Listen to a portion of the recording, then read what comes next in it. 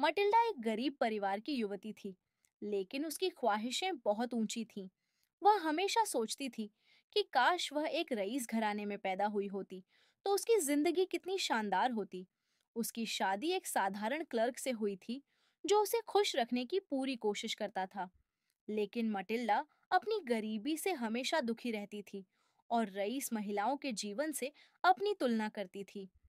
एक दिन मटिल्डा का पति एक भव्य पार्टी का निमंत्रण लेकर आया। यह निमंत्रण मंत्री के घर पर आयोजित एक शानदार पार्टी के लिए था।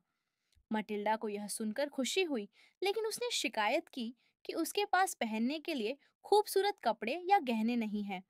उसके पति ने अपनी बचत से पैसे देकर उसे एक नई पोशाक खरीदने के लिए कहा, लेकिन मटिल्डा को लगा कि केवल पोशाक ही काफी नहीं है, उसे गहने भी चाहिए थे। मटिल्डा अपनी अमीर दोस्त मैडम फॉरेस्टियर के पास गई और उससे गहने उधार मांगे। मैडम फॉरेस्टियर ने उसे अपनी गहनों की पेटी से एक सुंदर हीरे की माला उधार दे दी। मटिल्डा बहुत खुश हुई और पार्टी में बेहद खूबसूरत लग रही थी। सबकी नजरें उसी पर थीं और वह बहुत खुश थी। पार्टी से लौटने के बाद मटिल्डा ने देखा कि वह माला उसके गले से गायब थी। वह और उसका पति बहुत परेशान हो गए। उन्होंने हर जगह माला खोजने की कोशिश की, लेकिन माला नहीं मिली।